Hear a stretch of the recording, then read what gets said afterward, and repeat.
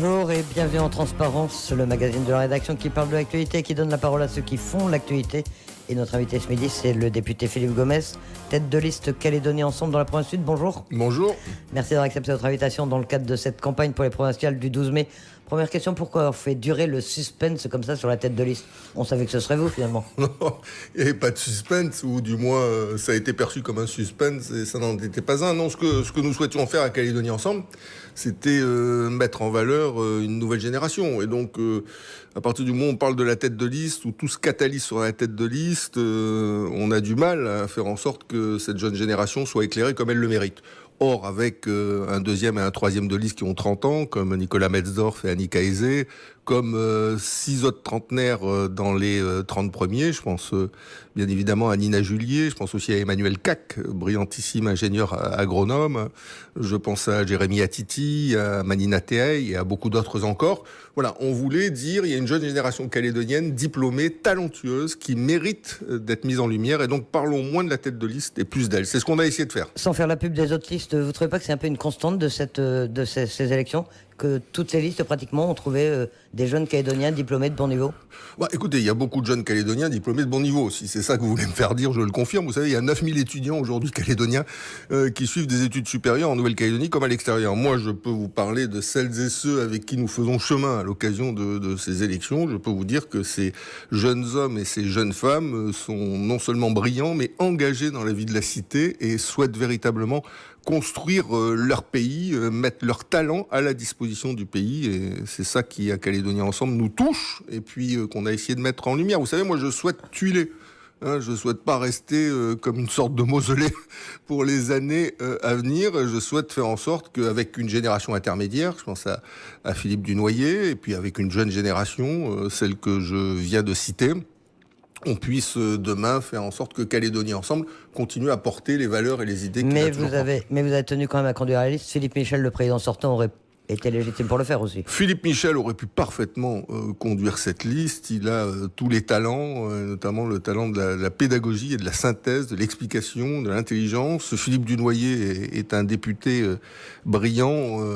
Donc la question, elle s'est posée d'une autre manière. C'est-à-dire qu'effectivement, on était trois au moins à pouvoir tirer cette liste. Et au bout du compte, quand on a vu que c'est Paul Niaoutine qui tirait la liste dans le Nord, que c'est Daniel Goa qui tirait celle de Lucé dans le Nord, que c'est Rocco Mitan qui repartait pour un tour dans le Sud, on s'est dit, cette génération-là, qui est la génération des accords, qui a accompagné le processus politique engagé depuis 30 ans, elle a vocation à également assumer la sortie de l'accord, à organiser la sortie de l'accord, et j'en fais partie. Et donc à partir de ce moment-là, il a semblé plus légitime que ce soit moi qui tire cette liste à ce titre-là. Mais effectivement, il y a d'autres talents de Calédonie Ensemble qui auraient pu assumer cette responsabilité. Parmi les départs, celui de Philippe Germain, c'est une volonté de sa part, ou vous l'avez un peu exfiltré parce qu'on sait que il n'a pas forcément une grande popularité du fait notamment de la politique économique qui a été menée peut-être? Philippe Germain, il a fait un travail remarquable. Et comme toujours, c'est avec le recul du temps qu'un jugement objectif, un jugement de valeur objectif et positif pourrait être posé sur le travail qui a été accompli ces 4 dernières années. Vous savez, être président du gouvernement, je l'ai été 2 ans. J'en ai pas gardé un souvenir extraordinaire. Vous êtes dans une équipe de 11 personnes. Sur ces 11, vous avez vocation à en être le capitaine, mais vous avez choisi que 3 membres. Il y en a 8 autres qui vous sont opposés. Et dans ces 8, Elisabeth Noir, comme vous le savez, il y en a un certain nombre dont le travail essentiel est d'où savonner la planche. Donc, dans ce cadre-là, c'est déjà une équipe très difficile à faire jouer. Et puis en plus, dans cette équipe, vous avez 2 sensibilités qui sont pas toujours susceptibles de se conjuguer, les indépendantistes et les non-indépendantistes, et l'ensemble des décisions doivent être prises de manière collégiale.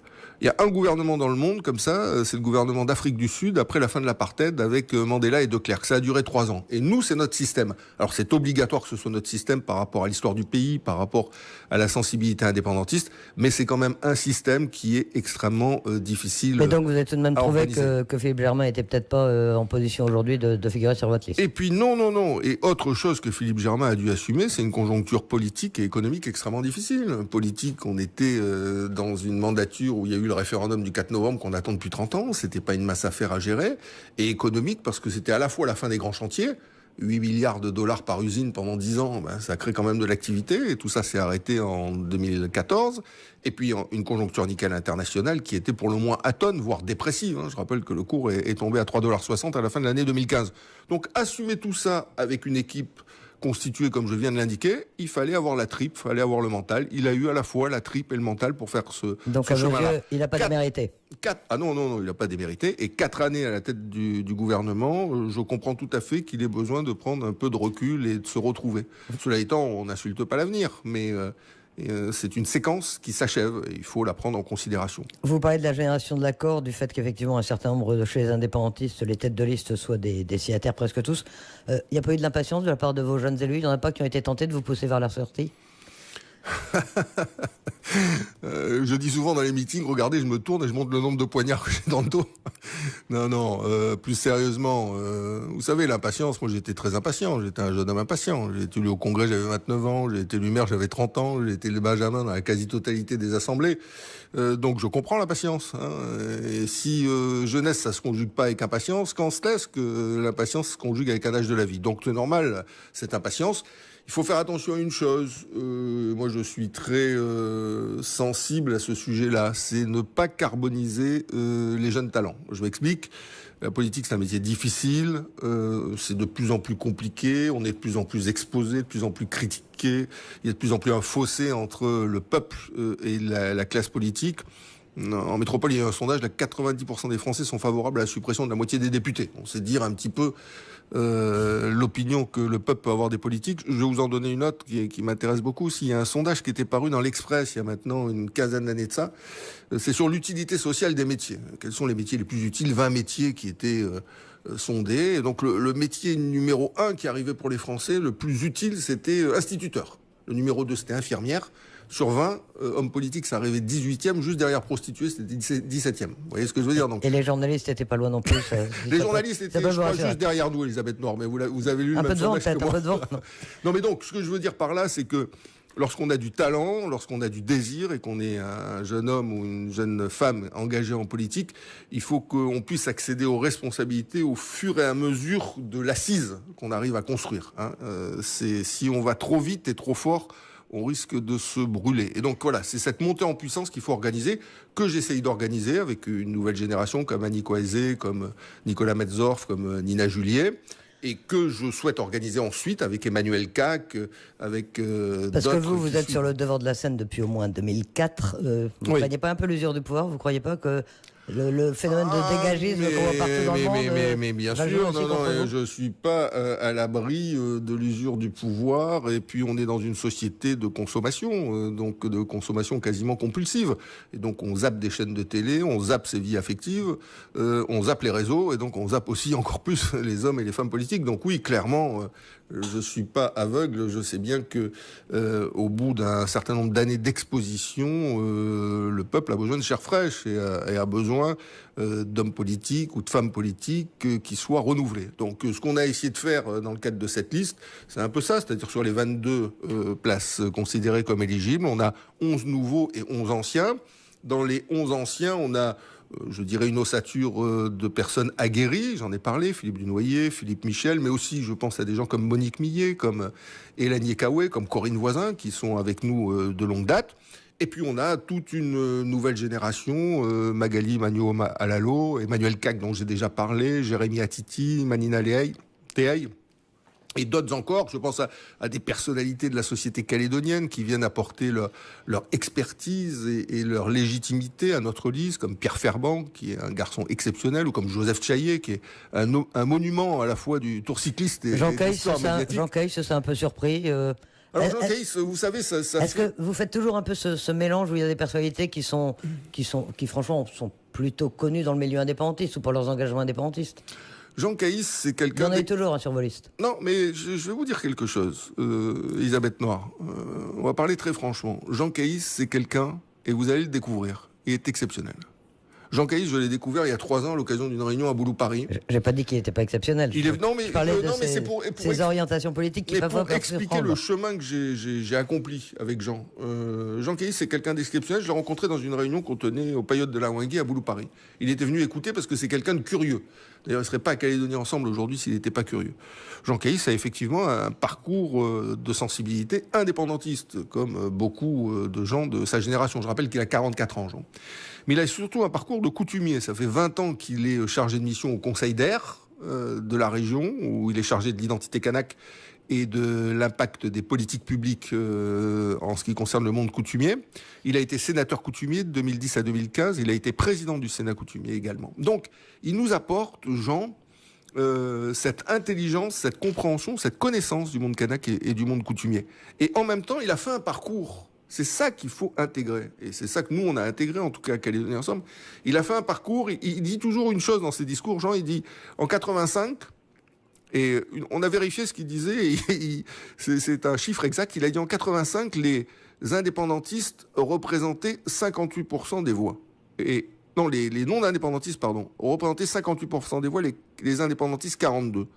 35 ans après, on est à 57-43. Il dit, la vérité, c'est qu'on n'a pas bougé. Donc il faut inventer un ailleurs. Il faut sortir des vieux sillons pour construire autre chose. Et moi, je suis, je le dis franchement, admiratif, parce qu'on connaît la pesanteur culturelle dans le monde kanak. On sait comment les choses se passent. On ne va pas se la raconter au micro tous les deux. D'arriver à sortir de ce sillon pour verbaliser les choses comme il le fait, avec la légitimité coutumière qui est la sienne, il faut avoir beaucoup de courage. Donc moi, je salue le parcours de Jean, ce coming out, en quelque sorte, et le fait qu'il accepte d'apporter son intelligence et son expertise à notre liste. Bon, on a vu la liste. Vous n'avez pas parlé d'Eugène Ukewe? Ah ben je ne pouvais pas parler de tout le monde. On ne peut pas parler des 50. Non, mais Eugène, c'est quand même important pour moi, pour nous, pour Calédonie Ensemble. Vous savez, Ukewe, moi j'ai connu Dick Ukewe quand il était... On va vous dire que vous faites un peu de récup, que c'est facile, qu'il y a il y a souvent des élus qui changent de liste, d'étiquette. Oui, mais enfin, Ukewe, c'est pas un nom quelconque dans l'histoire du pays. Dick Ukewe, moi je l'ai connu quand je suis rentré au gouvernement. Je rappelle que j'ai été directeur de cabinet d'un membre éminent du gouvernement de l'époque, du gouvernement Ukewe. Et c'est là où j'ai connu Dick. C'était Denis Millard. C'est ça, exact. Denis Millard qui est avocat. Je connais mon histoire calédonienne. Bah, j'en doute pas, vous étiez d'ailleurs déjà en service à l'époque, je peux m'exprimer ainsi. Et j'ai également connu Dick Ukewe, oui. Voilà. Et ensuite, j'ai été son directeur de cabinet à Dick Ukewe quand il était président de l'Assemblée territoriale à partir de novembre 1985. J'étais là aussi un jeune homme de 26 ans. La stature de Dick, plus personne s'en souvient, sauf les anciens aujourd'hui, était immense. Et le travail que Dick avait accompli en métropole, à l'égard de l'opinion publique, pour faire en sorte que l'opinion métropolitaine soit en faveur de la Calédonie française, a été décisif, à mon sens, dans le résultat du combat qui a été mené par Jacques Lafleur et qui a permis d'aboutir aux accords de Matignon et à ces 30 années de paix. Donc que Eugène, aujourd'hui, fils cadet de Dick, soit avec nous, c'est pour nous quelque chose d'important, parce qu'il apporte aussi son histoire. Et vous avez vu qu'on a mis la poignée de main, vous m'en avez pas parlé, mais donc j'anticipe. Attendez, j'ai pas encore eu le temps de vous parler de tout.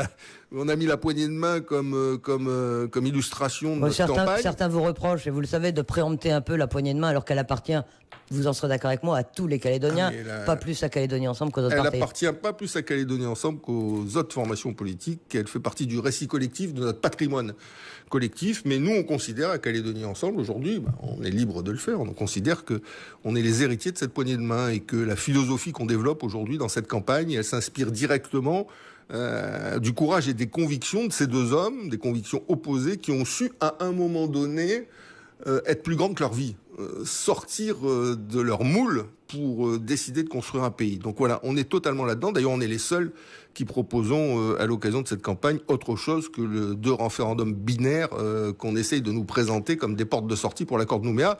Ces deux référendums, vous le savez. Bon, on va en venir justement. Allons-y, pardon, excusez-moi. On va en venir à votre programme. Maintenant qu'on a vu la liste, on a vu presque les 50, donc c'est pas mal. Le programme, il y a deux aspects, je crois, qui intéressent les Calédoniens pour ces provinciales. C'est d'une part la gestion quotidienne, la gestion économique. Avec, vous le savez, une inquiétude. Vous parliez de la crise économique. Les finances de la Calédonie vont mal. Comment vous pouvez redonner confiance aux Calédoniens sur ce plan-là, alors qu'on en parlait il y a un instant, on reproche beaucoup la politique qui a été menée ces derniers mois et la pénalisation notamment du secteur économique. Les chefs d'entreprise ont l'impression d'avoir été maltraités. Oui, les chefs d'entreprise ont l'impression d'avoir été maltraités. Les chefs d'entreprise demandent depuis une bonne quinzaine d'années la mise en place d'une TVA, ce qu'on appelle aujourd'hui la TGC. Elle a été réclamée à corps et à cri par le MEDEF, à grand renfort de conférences de presse et d'assemblée générale. Qui a mis en place cette TVA qu'on appelle chez nous TGC? C'est Calédonie Ensemble, dans des conditions qui n'ont pas été simples, parce que quand on bouge 50 milliards de recettes fiscales, c'est-à-dire un tiers des recettes fiscales du pays, c'est sûr que ça crée quelques turbulences, que c'est également un changement de modèle, je dirais, culturel au plan économique, puisque jusqu'à maintenant on payait les taxes à l'entrée et que désormais c'est une taxe à la consommation. Pour autant, je considère 3 éléments. Premier élément, pas d'inflation. C'est quand même champion du monde. Il faut aller voir ce qui s'est passé en Polynésie quand à la fin des années 90, ils ont mis en place la TVA. Deuxième élément, sur des secteurs hypersensibles comme les pièces détachées automobiles ou les produits alimentaires, le dispositif qu'on a imposé à tout le monde, c'est vrai, de réglementation des prix, des taux et des marges, aboutit à une baisse des produits alimentaires de 7% statisticisés et des pièces détachées de 15% sur 6 mois. Donc c'est une deuxième victoire. Et troisième victoire, et pas la moindre, c'est que le rendement est au rendez-vous. C'est-à-dire que sur le premier trimestre d'application de la taxe, c'est-à-dire le dernier trimestre 2018, on a un rendement qui est aux alentours de 12-13 milliards, c'est-à-dire le rendement qu'on escompte sur l'année. Mais l'inquiétude, vous le savez, elle est notamment dans le secteur de l'emploi, avec beaucoup de pertes d'emploi ces derniers mois, et elle est sur le plan des finances publiques, avec... J'entends bien ce que vous dites, Elisabeth Noire, mais donc c'est en allant, il y a un certain nombre de listes aujourd'hui, donc sur ma droite non indépendantiste, qui veulent un référendum à tout prix et tout de suite et maintenant, et comme ça on va faire vite rapidement un référendum, et puis comme ça on va lever l'hypothèque. Parlez de votre programme. Non mais ça voilà, ça c'est le programme. Et le programme du FLNKS c'est pareil, donc rassurez-vous qu'ils sont indépendantistes ou non indépendantistes, ils sont aujourd'hui tous les deux dans la même ligne. Ils auraient dû d'ailleurs faire une liste commune pendant qu'ils y sont, puisqu'ils veulent tous le même référendum. Bon, pas la même réponse, mais le même référendum. Nous, on est les seuls dans cet espace qui produisons un autre concept. On dit, au lieu de ces deux référendums d'avenir opposés, qui vont nous faire entrer dans un tunnel de confrontation, de rapport de force, d'opposition, de tension entre Calédoniens, et un tunnel de crise économique, parce que bien évidemment, si on pose tous les 2 jours une question aux Calédoniens pour ou contre la dépendance, ça favorise pas ni l'investissement des entreprises, ni la consommation des ménages. Eh ben, au lieu de rentrer dans ce tunnel de confrontation, de référendum d'avenir opposé, entrons dans un chemin de conciliation pour faire un seul et unique référendum sur un avenir partagé, c'est-à-dire qu'entre indépendantistes et non indépendantistes, comme on a su le faire lors des accords de Matignon, comme on a su le faire lors de l'accord de Nouméa, on trouve les points d'équilibre, les compromis qui nous permettent de construire un consensus. Vous connaissez votre histoire politique comme moi. Vous savez que dès 2009, Pierre Frogier a fait cette proposition. Pourquoi est-ce que vous êtes entré en opposition frontale au lieu de travailler ensemble à cette solution qui pourrait être effectivement une solution d'avenir pour la Calédonie? Est-ce que vous me permettez de faire 2 ou 3 petits correctifs historiques, Elisabeth Noire? Rapidement, parce qu'on n'aura pas le temps de parler de tout. Alors, le premier correctif historique, celui qui a été à l'origine de cette proposition, c'est pas Pierre Frogier, c'est Jacques Lafleur. C'est le petit livre rouge qu'il a édité avant les élections provinciales de 2004, qu'il a d'ailleurs perdu, où à la fin, avant dernière page, vous avez en caractère gras dans le texte un encadré, où il propose explicitement une solution consensuelle à la fin de l'accord de Nouméa. Mais bien sûr, non, mais je mettais pas Pierre Frogier et Jacques Lafleur en opposition. Je veux dire, c'est l'idée, accord de Matignon, accord de Nouméa, on essaie de trouver une sortie qui ressemble. Non, mais il faut rendre à César ce qui appartient à César. D'accord, mais pourquoi vous n'avez pas embrayé à ce moment-là? Deuxième correction historique, Elisabeth Noire. En 2009, Pierre Frogier ne fait pas campagne sur une solution consensuelle. La thématique de la campagne de 2009, c'est il faut purger l'indépendance, je cite, dès 2014, afin qu'après on n'en parle plus. C'est nous, à l'époque, Avenir Ensemble, Calédonie Ensemble, qui étions sur la solution consensuelle. Pierre Frogier c'est des corrections historiques, donc elles ont une importance relative, donc je vais m'arrêter là. Mais Pierre Frogier n'a opté n'a fait ressusciter la solution consensuelle qu'au moment des 2 drapeaux, c'est-à-dire à partir de 2010. Un peu avant, fin 2009. La solution consensuelle, elle n'est pas pareille avant le référendum du 4 novembre 2018 et après. Je m'explique. Quand on fait la promotion d'une solution consensuelle avant le référendum du 4 novembre 2018, on l'a fait dans un espace politique qui n'est pas délimité, puisqu'au total, quid du rapport de force entre indépendantistes et non indépendantistes? On a effectivement les résultats des provinciales, mais un référendum, c'est pas le résultat des provinciales. C'est autre chose, c'est un autre type de vote. Et donc nous, on considère que désormais, ce référendum d'avenir partagé qu'on propose aux Calédoniens, au lieu des 2 référendums qui vont nous opposer, il a un périmètre qui a été déterminé. Ce périmètre, c'est le 57-43, c'est le périmètre du 4 novembre 2018. Et on aura beau poser la question 10 fois chaque année, on va se retrouver dans ce périmètre, puisque c'est le même corps électoral qui va répondre à la même question. Donc, un consensus à construire dans ce périmètre, c'est un consensus où, bien sûr, il faut qu'on aille les uns vers les autres, c'est clair, on ne reste pas chacun sur notre avantage, mais c'est un consensus qui, politiquement, se situe pas dans le même espace et avec les mêmes bornes qu'un consensus avant le référendum. Quels interlocuteurs pour éviter ces 2e et 3e référendums? On sent bien, vous allez me dire que c'est une posture et on peut tous le comprendre, mais qu'aujourd'hui les indépendantistes restent dans l'accord, tout l'accord, rien que l'accord, ce qui était derrière votre position aussi il y a quelque temps, et ils disent il faut aller au 2e et au 3e et on n'en bougera pas. Non, j'ai défendu avant le référendum la position suivante. Je renvoie à mes écrits et au congrès qu'on a tenu sur le sujet, au moins 2, la nécessité d'aller au bout de ce référendum et d'en faire un référendum éclairé. C'est la position que nous avions adoptée, c'est-à-dire d'éclairer les 2 branches de l'alternative. On n'a pas pu aller au bout de cette démarche puisque on était assez solitaire dans notre démarche et au total, on l'a éclairé d'une matière qui était fédératrice, c'est la charte des valeurs calédoniennes que nous avons signée avec les indépendantistes ainsi que le bilan politique partagé de l'accord de Nouméa, qui était une manière de dire qu'on soit indépendantiste ou non indépendantiste, on partage des valeurs et un jugement identique sur l'accord de Nouméa. Oui, mais justement, ça revient à la question que je viens de vous poser. Vous avez signé une charte de valeurs avec les indépendantistes. Quelques semaines après l'avoir signé, quelques jours même peut-être, Daniel Goa qualifie les non-indépendantistes d'axe du mal. C'est quoi les vraies valeurs? Oui, est-ce qu'elles sont partagées ou est-ce que c'est simplement mettre une signature en bas d'un document? Non. Enfin, Daniel Goa a dit des choses sur le sujet qu'il n'aurait pas dû dire. Je l'ai d'ailleurs contré à ce moment-là d'une manière très ferme. J'étais invité à l'émission du dimanche soir sur Nouvelle-Calédonie Première et je l'ai dit non. Il y a bien sûr des choses qu'on ne doit pas dire. On ne peut pas signer une charte de valeurs et ensuite parler d'axe du mal. Il a dérapé, c'est regrettable, mais enfin, vous savez, quand on fait de la politique, parfois on dérape et il faut savoir le reconnaître. Donc, non. La charte des valeurs calédoniennes a été signée, elle a été assumée par les indépendantistes, ils en ont d'ailleurs largement parlé pendant cette campagne référendaire, et je crois qu'elle ancre un certain nombre de choses que nous partageons, même si nous sommes idéologiquement opposés. Il y a un peuple calédonien, il y a un vivre ensemble calédonien, il y a une démarche commune. Un peuple calédonien, vous savez que c'est aussi une notion qui est contestée. Alors elle est contestée par certains, mais... Allez-y. On va pas revenir sur tous les termes. Non, parce que là, on va passer 5 heures ensemble, Elisabeth. C'est pas que je n'y prends pas de plaisir, mais vous avez des obligations cet après-midi et moi aussi. Donc on va devoir, hélas, séparer. Donc sur le référendum d'avenir partagé que nous proposons, nous considérons que les interlocuteurs, au contraire, sont au rendez-vous. Si Paul Néautine a décidé de, une nouvelle fois, diriger la liste du Nord, si Daniel Goa dirige également celle de l'UC dans le Nord, si Roch-Ouamitan dirige celle du Sud, ça témoigne de quelque chose. Ça témoigne qu'il y a une génération, qui est celle des accords de Matignon et de Nouméa, indépendantiste, qui a donc tout le vécu de l'histoire, qui a donc tout le patrimoine de ce vivre ensemble et de ce processus de décolonisation et d'émancipation qui a été effectué au sein de la République, qui est prête à assumer ses responsabilités dans le cadre de la sortie de l'accord. Alors vous me dites, oui, mais aujourd'hui, ils disent référendum, Kanaki, point barre. Hors de Kanaki, point de salut. Moi, je dis, on verra bien après. Je rappelle que quand Jacques Lafleur va voir Jean-Marie Tjibaou pour les accords de Matignon, c'est juste après la grotte d'Ouvéa, il y a 25 morts au tapis. Et qu'est-ce qu'il dit, Jacques Lafleur? Il dit Jean-Marie Tjibaou, c'est un terroriste. Et qu'est-ce qu'il dit? Il dit il faut dissoudre le FLNKS par décret en Conseil des ministres. Et Jean-Marie Tjibaou a des mots aussi peu amènes sur Jacques Lafleur. Un mois après, ils se sont serrés la main, ils ont signé. Donc, ce qui relève de la vulgate politique, il y a ce qui relève de la vulgate politique, de l'idéologie, des campagnes électorales, des postures, parce qu'on veut rassurer un électorat qui est pour une part notamment au FLNKS captif, et puis il y a ce qui relève de la réalité politique. Et moi je dis, faut pas prendre Paul Néautine, Roch-Ouamitan et Daniel Goa pour des petits poulets du jour. Ils ont quand même 35 années d'existence politique, les uns et les autres. Ils savent que les 18 000 voix d'écart entre indépendantistes et non-indépendantistes, c'est pas comme le sucre dans le café, c'est pas soluble, ça va pas disparaître, qu'on pourra poser 2 fois la question supplémentaire aux Calédoniens et que ça changera pas le résultat à la sortie, où il sera du moins à peu près équivalent. Donc, le sujet, c'est comment, une fois qu'on a intégré ce fait politique, qui est le fait politique du référendum, comment on arrive à retrouver des équilibres entre nous, des équilibres intelligents qui nous permettent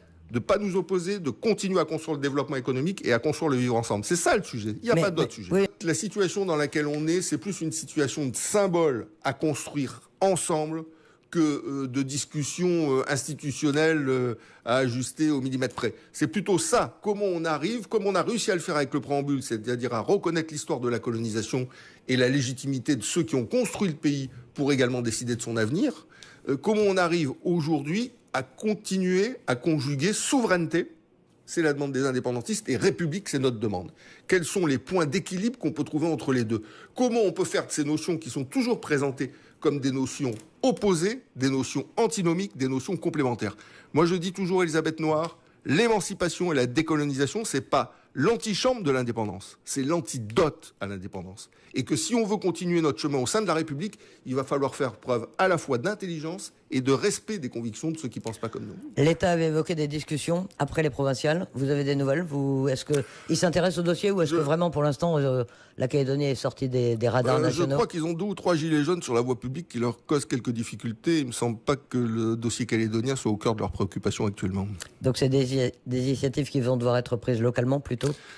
Moi, j'ai toujours été favorable à ce que nous prenions des initiatives entre Calédoniens. Voilà, parce qu'on ne peut pas dire on s'émancipe, on se décolonise, on est dans le domaine de la souveraineté partagée, puisque l'État exerce sa souveraineté dans le domaine des compétences régaliennes, et nous exerçons notre souveraineté dans tous les autres domaines de compétences, et puis en même temps être toujours en attente des initiatives de l'État pour faire quelque chose. Je trouve d'ailleurs que les indépendantistes là-dessus sont assez contradictoires ou assez schizophrènes. Bon. Nous, en ce qui nous concerne, donc, on considère que c'est entre Calédoniens qu'on doit prendre des initiatives. Mais, principe de réalité, force est de constater que quand l'État prend des initiatives, les indépendantistes se mettent plus facilement autour de la table que quand c'est les non-indépendantistes qui prennent des initiatives. Et donc, je crains, ça se passera en tout cas comme ça, que c'est l'État qui réamorce le processus de discussion entre nous. Mais si c'était possible, moi, au lendemain du 12 mai, nous, on souhaite que le dialogue soit réinitié à notre niveau, en Nouvelle-Calédonie, entre gens du pays. Peut-être que 30 ans après Matignon et Nouméa, où c'est l'État qui avait pris l'initiative, même si la responsabilité a été une responsabilité politique locale, qu'on montre que plus de 30 ans après l'accord de Nouméa, on passe une nouvelle étape, c'est les Calédoniens qui prennent des initiatives pour construire le pays d'après. On va en venir au 12 mai. Vous aviez 16 sièges dans l'Assemblée sortante, 15 sièges au Congrès. C'est quoi vos objectifs pour le 12 mai ? Je considère qu'on doit pouvoir, le 12 mai prochain, en ce qui concerne la province sud, puisque vous me parlez de la province sud... c'est là où vous conduisez la liste. C'est là où je conduis la liste, mais vous avez en même temps parlé du Congrès. Alors, comme vous le savez, on avait 2 élus Congrès également issus de la province nord, et j'espère, malgré les turpitudes louécotiennes, qu'on aura un siège en province... Elles sont bien partagées, les turpitudes dans le nord et dans les îles. Un mot sur la province des îles. On va pas avoir le temps, Un tout petit mot, pour dire que simplement que Philippe Dunoyer, avec Annick Aizé, fait au premier tour des élections législatives 700 voix, et que Sonia Backès avec Simon Lecotte en fait 100. Donc le parti qui fait 7 fois plus de voix sur les îles Loyauté, il a quand même vocation à tirer la liste à l'occasion des élections. Vous voulez combien de sièges dans le sud ? Donc dans le sud, moi je considère que nous devrions améliorer un peu nos résultats de 2014 et nous retrouver, je vous donnerai une fourchette, je dirais entre 15 et 18 sièges en province sud. Je souhaite que dans le Nord, avec la liste remarquable qui a été constituée avec Gérard Poadja, Valérie Souris-Lavergne, Pierre Delumeau, Yasmina Metzorf et Bernard Nénou, qu'on puisse retrouver les 2 sièges que nous avions au Congrès et 3 dans l'Assemblée de la province Nord, et que nous restions, c'est important pour nous, Calédonie Ensemble, c'est pas un parti comme un autre, c'est pas un parti de la ville, c'est un parti de la ville, des vallées, des tribus et des villages, c'est un parti de la Grande Terre et des îles Loyauté, qu'on puisse retrouver notre situation actuelle au Congrès, c'est-à-dire d'être la première formation politique de Nouvelle-Calédonie. Et après quelles alliances ? La seule pluriethnique. Il n'y aura aucune majorité, ni à la province, ni il n'y a jamais de majorité au Congrès. Le seul moment où il y a eu une majorité au Congrès, c'est en 1989, le rassemblement RPCR à l'époque, tiré par Jacques Lafleur, avait fait 27 sièges. C'est le seul moment où il y a eu une majorité au Congrès. Depuis lors, il n'y en a jamais eu. Alors ces derniers temps, on vous a beaucoup reproché de faire une alliance avec l'UNI et le l'UC au Congrès de la Nouvelle-Calédonie. Est-ce que c'est le même scénario qui va être reproduit, ou est-ce que vous envisagez là, dans la période particulière de la Nouvelle-Calédonie, d'envisager d'autres alliances ? Non, il n'y a aucune question d'alliance avec quiconque. Il y a 2 sujets. Le premier sujet, c'est un sujet politique. Si un autre référendum est organisé en novembre 2020, notre réponse à Calédonie Ensemble, le mot d'ordre de Calédonie Ensemble, il est simple. Notre pensée, comme celle des autres, se réduira à 3 lettres. N-O-N, donc non à Kanaki. C'est clair, c'est net, c'est précis. Après, en ce qui concerne notre programme économique, social, environnemental et en matière de prévention de la délinquance, c'est autre chose. Nous avons fait un certain nombre de propositions. C'est pas un tract amélioré que nous avons sorti, c'est 64 pages détaillées, chiffrées, étayées sur la société calédonienne en termes de réduction des inégalités, en termes de développement durable, en termes de prévention de la délinquance que nous souhaitons construire. Et là, bien évidemment, les voix, d'où qu'elles viennent, seront les bienvenues pour mettre en œuvre ce programme. Parce que tant qu'on ne réduira pas les inégalités dans notre pays, on aura du mal à faire en sorte que le destin commun, ce soit autre chose qu'un rite incantatoire dans la bouche des hommes politiques. L'hypothèse d'une majorité indépendantiste au Congrès, vous la prenez en compte, ou vous estimez que... L'hypothèse d'une majorité indépendantiste va créer une situation politique très compliquée pour notre pays, puisque l'opinion internationale, l'opinion nationale et l'opinion calédonienne verra que les indépendantistes sont minoritaires dans le cadre d'un référendum, 57-43, mais que la répartition des sièges, c'est-à-dire la surreprésentation de la population du Nord et des îles au Congrès, et la sous-représentation de la province Sud au Congrès, les conduisent à être minoritaires politiquement, mais majoritaires pour gouverner. Et donc cette schizophrénie calédonienne-là, à mon avis, créera beaucoup plus de difficultés encore qu'on en a jusqu'alors, et probablement des difficultés économiques plus importantes. Je pense qu'un certain nombre pleureront cette fois-ci pour quelque chose. Avant de conclure, un mot quand même sur l'actualité judiciaire. Vous vous sentez déstabilisé par les affaires, les auditions des Luttes Calédonie ensemble dans l'affaire des emplois présumés fictifs, votre mise en examen dans le dossier NCE? Pas du tout. Moi, je suis fier de ce que j'ai fait dans le dossier de NCE. Fier d'être mis en examen? Je suis fier des faits qui me conduisent à être mis en examen dans le cadre d'une procédure qui est totalement infondée. J'ai défendu la garantie de l'État à l'Assemblée nationale. J'ai même fait une vidéo. Je l'ai diffusée, cette vidéo, sur mon site. Elle a eu plusieurs milliers de vues. Donc, c'est pas quelque chose qui a été caché. Mais pourquoi vous n'avez pas démissionné? Pourquoi vous n'avez pas démissionné avant? Puisque vous saviez que vous alliez y être contraint. Pas du tout. Vous mélangez deux choses différentes. Il y a ce qui relève du régime des incompatibilités, qui m'a conduit à saisir le Conseil constitutionnel, qui a dit que la présidence de NCE n'était pas compatible avec un mandat de député. C'est une nouvelle disposition législative applicable seulement depuis 2017. Il y a bien sûr des zones qui sont encore des zones d'interprétation qui ne sont pas totalement et définitivement fixées. Et puis il y a ce qui relève de la prise illégale d'intérêt, qui est complètement autre chose. Qu'est-ce que c'est une prise illégale? Il y en a une à l'Assemblée. Enfin, ça, oui, pour la prise illégale, c'est le fait que vous ayez voté à l'Assemblée nationale. C'est le fait que j'ai voté c'est-à-dire que la société NCE va contracter un emprunt. Cet emprunt va servir à financer la centrale. J'ai demandé à Manuel Valls, qui était Premier ministre à l'époque, que l'État apporte sa garantie à cet emprunt de façon à ce qu'on puisse le faire. L'État, dans la loi de finances, a prévu la garantie de l'emprunt. Je suis intervenu à l'Assemblée pour dire merci au gouvernement d'avoir accordé cette garantie d'emprunt. Et puis à la sortie, je me fais mettre en examen pour prise illégale d'intérêt. C'est un gag, ça relève du gag. Mais la commission locale, c'est parce que vous étiez à la fois président de NCE et que vous siégiez. Pardon ? L'autre mise en cause concerne une commission du Congrès. Même chose, la commission... Si vous n'aviez pas été président, le problème de NCE, le problème aurait été réglé. Elisabeth Nord, je ne peux pas laisser raconter n'importe quoi sur le sujet. Je vais dire très clairement les choses. C'est quoi la prise illégale d'intérêt? L'exemple caractéristique, caricatural, c'est quoi? Vous êtes maire, vous attribuez un permis de construire, et avec le permis de construire, vous êtes en même temps promoteur et vous construisez la maison. Voilà, c'est une prise illégale d'intérêt, c'est-à-dire qu'il y a un pouvoir qui est utilisé pour bénéficier d'un intérêt personnel. C'est ça, la prise illégale d'intérêt. Je n'ai strictement aucun intérêt dans NCE. Je suis ni actionnaire de NCE, c'est Enercal, l'agence calédonienne de l'énergie, la SLN qui sont actionnaires. Je n'ai pas de rémunération dans NCE, j'ai pas de voiture, j'ai pas de téléphone, j'ai même pas de papier antenne, j'ai même pas de courrier. Donc je n'ai zéro intérêt dans NCE. Donc cette prise illégale d'intérêt finira dans les poubelles, je dis dans les poubelles de l'histoire judiciaire calédonienne, comme quelques autres procédures d'ailleurs qui m'ont concerné. Bien. Eh bien, écoutez, nous laisserons la justice faire son travail, de toute façon. De toute façon, à un moment, il y a quelqu'un qui dit le droit en justice. Hein. Vous savez, des fois, des juges, ils disent des choses, et puis il y en a d'autres qui disent autre chose. Quelqu'un finit par dire le droit. C'est pour ça que je suis totalement serein. À un moment, il y a des gens objectifs, honnêtes, qui appliquent les textes applicables, et qu'il n'y a pas d'exemple judiciaire dans toute la jurisprudence de prise illégale d'intérêt pour un intérêt qui ne soit pas un intérêt personnel. On ne peut pas prendre un intérêt qui soit un intérêt public, c'est pas possible. Ou alors plus personne ne peut rien faire dès lors qu'il est élu pour défendre les dossiers du pays. Je suis député du pays, je défends les dossiers du pays. Et on veut m'empêcher de défendre les dossiers du pays. C'est kafkaïen parfois, vous savez, la politique. Tête de liste, on imagine que vous allez vous engager vraiment dans la campagne. D'ailleurs, vous avez l'air décidé à le faire. Je suis archi engagé dans la campagne. C'est pas parce que je suis pas dans la lumière que je suis pas engagé dans la campagne. Il y en a qui méritent d'être dans la lumière pendant cette campagne. Philippe Dunoyer, Philippe Michel sont intervenus à de nombreuses reprises. Nina Julier, Nicolas Metzdorf, Annie Kaezé aussi. Demain, vous verrez des filles formidables. Magali Manuel-Alalo, Emmanuel Kac, vous allez les découvrir et vous verrez qu'elles ont beaucoup de choses à dire et probablement que ces nouveaux visages contribueront à mieux faire passer les messages que parfois certains anciens. Eh bien, merci en tout cas d'être venu sur Radio République. Merci de l'échange.